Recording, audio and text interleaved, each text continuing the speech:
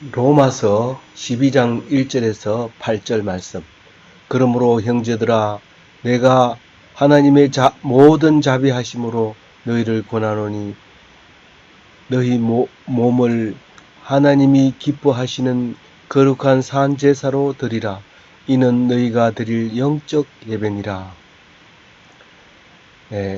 오늘 로마서 12장 1절에서 8절 말씀은 참 예배가 뭔지, 우리가 예배가 늘 드리고 있지만 이 참 예배가 뭔지, 그리고 성도의 생각은 어떤 생각을 해야 되는지, 그리고 맡은 일에 대해서 자기 이 지체로서의 역할을 어떻게 해야 되는지를 오늘 말하고 있습니다. 사도 바울은 로마에 보내는 편지 속에 로마에 있는 유대인들이 예수 믿기를 간절히 바라고, 또 예수 믿은 사람들은 또 하나님을 섬기는 일에 잘 할 수 있도록 그렇게 편지를 썼습니다.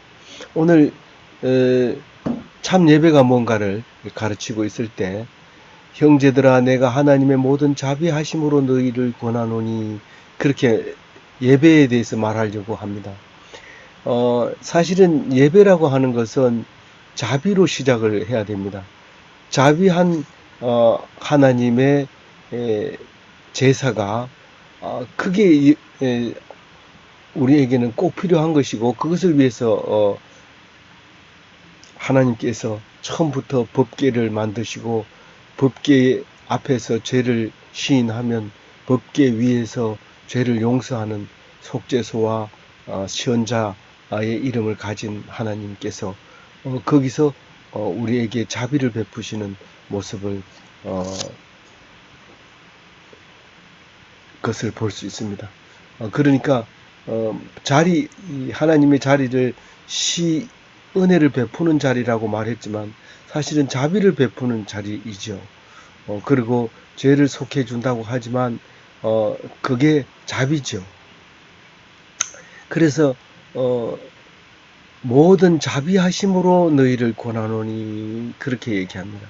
이제부터 하나님이 자비하심을 전제로 해서 내 얘기를 잘 들으라, 그 얘기를 합니다. 그러니까 예배는 반드시 자비를 전제로 해서 드려야 된다, 잊어버리면 안 된다, 그 말을 하고 있습니다. 그리고 그것을 생각하면 우리는 살아있는 몸으로 제물을 드리는 제사가 되어야 된다.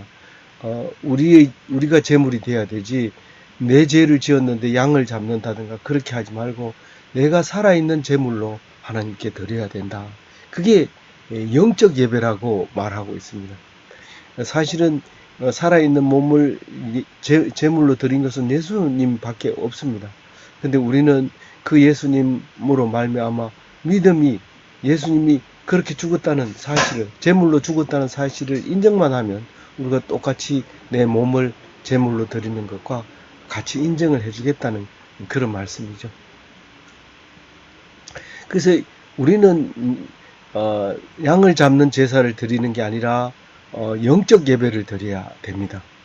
내가 살아있는 제물로 드려야 되고, 그것은 하나님께서 반드시 자비를 베푸신다는 전제 조건 하에서 예배를 드려야 됩니다. 그러면 오늘 2절을 한번 보도록 하겠습니다. 너희는 이 세대를 본받지 말고 오직 마음을 새롭게 함으로써 변화를 받아 하나님의 선하시고 기뻐하시고 온전한 뜻이 무엇인지 분별하도록 하라. 이 행위에 대해서 얘기하고 있는데, 이 생각에 대해서 얘기하고 있는데, 이 마음에 대해서 얘기하고 있는데, 이것을 어떤 생각을 가지고 있느냐에 따라서 이게 참 예배가 되고 삶이 예배가 되고, 어떤 생각을 가지고 있느냐에 따라서 하나님이 기뻐하시는 삶이 되는 것이죠. 그래서 제일 좋지 않은 것이 이 세대를 본받는 것입니다.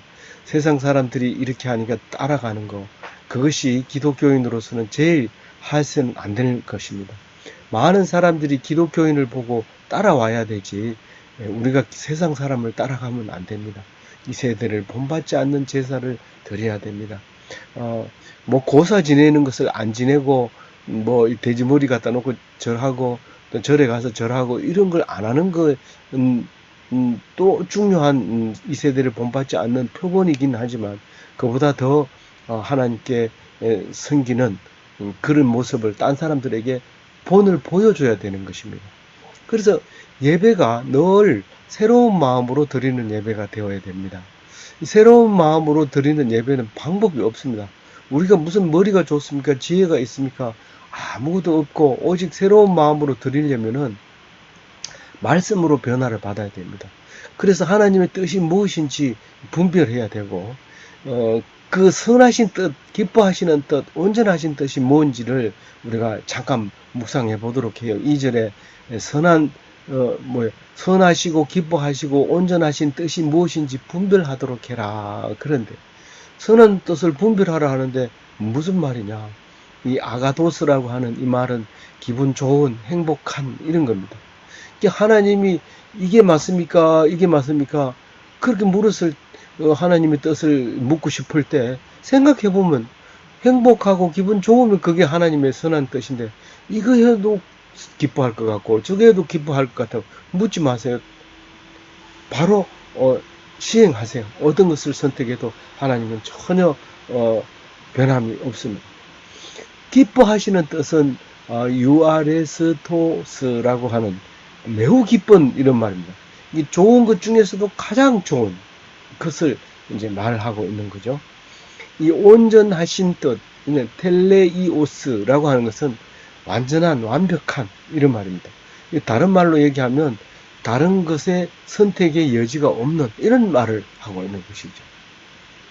그 길밖에 없을 때 그 길로 가라는 겁니다. 우리가 할 수 없어서 도저히 못해서 그 길을 힘들게 갔는데 하나님이 그게 하나님이 원하는 길이었고 가장 선한 길이었다는 사실을 알게 될 때 우리는 참된 예배를 드렸다고 볼 수 있는 것이죠.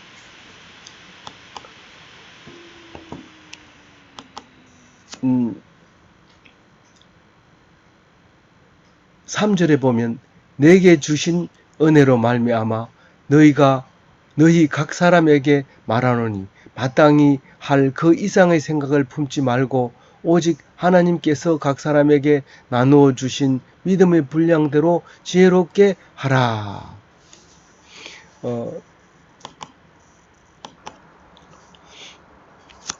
이 3절 말씀은 성도 각 사람들이 평소에 어떤 생각을 가지고 살아가야 되는가 하는 것을 말하고 있는데 이것은 바울 신학의 중요한 이야기입니다. 하나님이 주신 은혜, 이것이 바울 신학이죠. 어떤 생각을 하며 살아야 되는가? 분수에 맞게 생각해라. 이 세대를 본받지 말고 자기 분수에 맞게 생각해라. 자기 수준은 요거밖에 안 되는데 그 이상을 원한다든가 또 그 이상의 것을 얻으려고 한다든가 그 이상의 것의 대접을 받으려고 한다고 하면 그것은 분수에 맞게 생각하는 게 아니죠.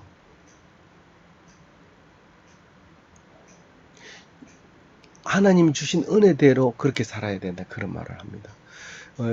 그 다음에 이 분수 중에서도 믿음의 분량이라는 게 뒤에 이어서 나옵니다. 믿음의 분량이라고 하면 지혜의 분량입니다. 그러니까 우리가 일을 하다가 일이 딱 막힙니다. 이거 어떻게 해야 될지 모르겠다. 이제 딴 사람한테 물어봅니다. 이거 어떻게 해야 될까? 이렇게 해야 돼. 나는 이렇게 한다. 그래, 그거 좋은 생각이다. 나도 해보자. 그리고 따라 해서는 안 된다는 겁니다. 그렇게 하면 뒷수가 안 나오는 거예요. 그 사람은 다른 방법이 있을지 모르지만 나는 그 사람을 따라가면 그것은 일이 해결되지 않는다는 겁니다. 그래서 자기 자신의 믿음의 분량대로 지혜롭게 생각하라. 이 말은 자기가 받은 은사대로, 자기가 받은 달란트대로 그렇게 하면 그냥 고통을 당해. 이렇게 말하는 사람은 아무도 없습니다. 그럴 땐 이렇게 해. 그렇게 합니다. 근데 성경은 내가 주는 고통이야. 네가 받아. 그리고 견뎌. 그렇게 말할 때가 많습니다. 그럴 때 그걸 견디라는 얘기를 하고 있는 거죠. 4절에 우리가 한 몸에 많은 지체를 가졌으나 모든 지체가 같은 기능을 가진 것이 아니니. 다른 사람을 본받지 말라고 하는 이유 중에서 한 개가 그 사람하고 내하고 역할이 다릅니다.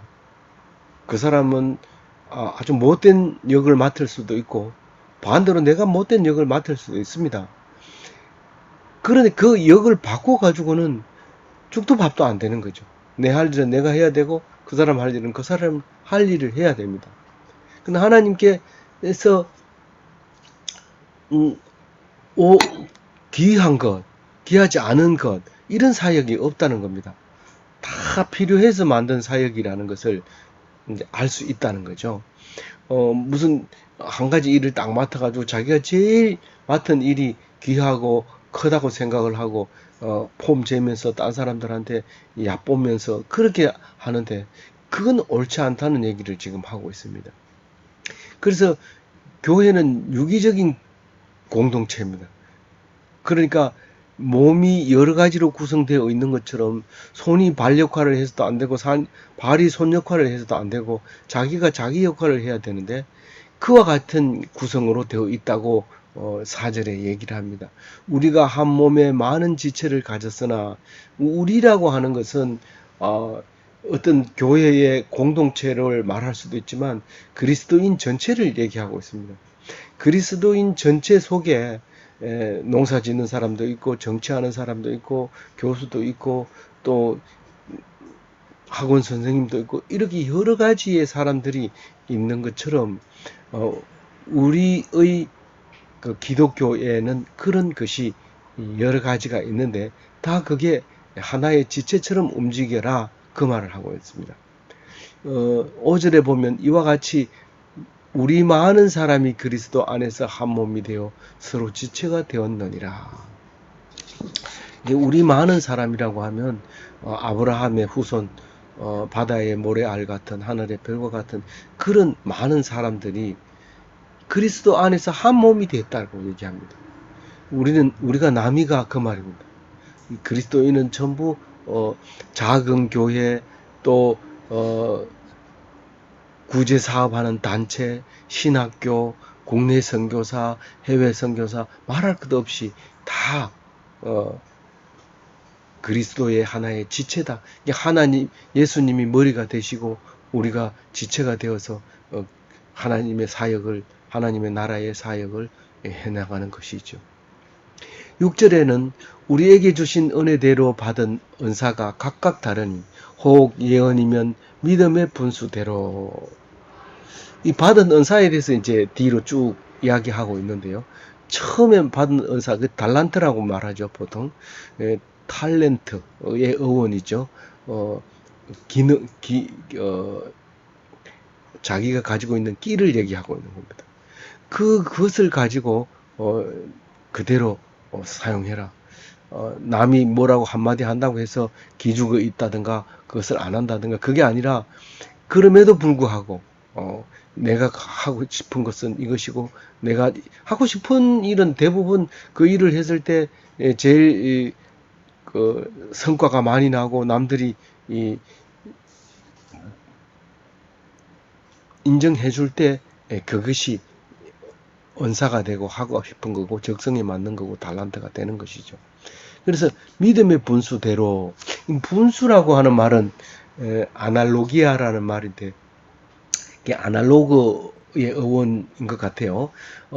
비례하다, 비율적이다. 우리 현대말로는 프로포션, 분량이다. 이런 말입니다. 자기의 분량대로 그렇게 이야기를 하고 있습니다. 자기의 분수를 모르면 안 되죠. 힘들죠. 살아가는 게. 그리고 7절에 혹 섬기는 일이면 섬기는 일로 이렇게 얘기합니다. 이 섬기는 일은 직분 맡은 자를 이야기하고 있는 것 같아요. 그 직분은 다 섬기는 게 직분이지 무슨 뭐 폼 잡고 뭐 이렇게 이 권위를 세우는 게 섬기는 일이 아니고 직분이 아니고 섬기는 일이 직분이라고 생각돼요.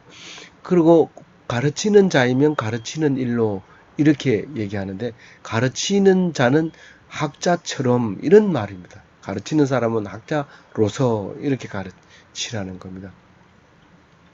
그 다음에 8절에 보면 위로하는 자면 위로하는 일로 이랬는데 사실 뭐 이 위로하는 자는 상담사도 아니고 뭔가 찾아보면 오히려 소집하는 자가 어원이 더 맞는 것 같아요. 이 소집하는 자는 간청으로 우리가 교회 예배에 나오세요 하고 이렇게 권유를 할 때 그리고 힘들고 어려울 때 교회 한번 나와보세요 이렇게 얘기할 때 그 교회 안 나오면 너 혼나 그 하나님이 더 벌 줄 거야 이렇게 하지 말고 간청으로 간절하면서 그 위로의 일로 위로하는 자면 위로의 일로 이게 위로 해가지고 원어가 똑같은 것 같은데 다릅니다. 하나는 소집하는 자의 의미를 가지고 있고 뒤에 위로는 간절히 청하는 것을 말하는 겁니다. 위로할 때 명령하지 않잖아요. 그리고 이런 거야. 그렇게 딱 이렇게 명령이 아니더라도 뭐 분명하게 이렇게 딱 잘라 이렇게 하는 게 아니라 그냥 위로 간청함으로 이제 소집하고 그 다음에 그 구제하는 자는 이랬는데 구제는 배분하는 이런 말입니다. 배분을 맡은 사람, 물건을 이렇게 나눠주는 사람.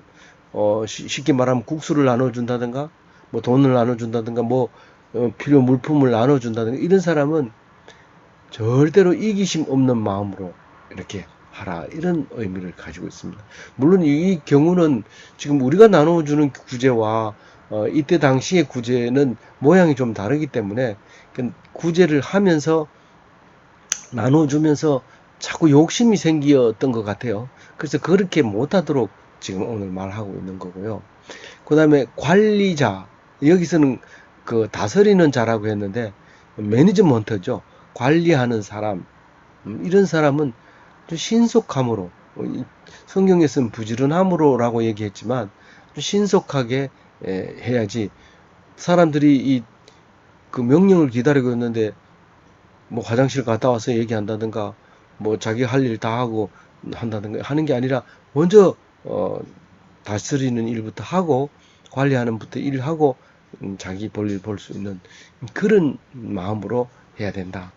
그 다음에 긍휼을 베푸는 자는 이랬는데 그것도 원어를 보면 구제를 담당하는 자 이게 더 가깝습니다. 앞에 구제하는 자는 이게 있고 뒤에 와가지고 긍휼을 베푸는 자는 이랬는데 요 뒤에 것은 조금 구제를 그 분배를 맡은 사람이라기보다가 자기 의지대로 이렇게 주는 사람을 얘기하는 것 같아요.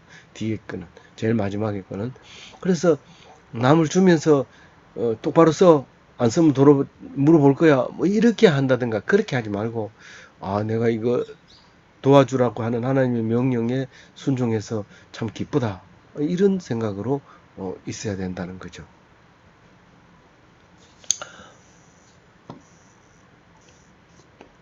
그래서 오늘 하루 말씀 속에서 참 예배를 드리는 산제사 그리고 성도로서의 직분 이 가지고 있는 생각 그리고 각자의 역할에 대해서 묵상하면서 참된 기독교인으로 살아가시기를 바랍니다.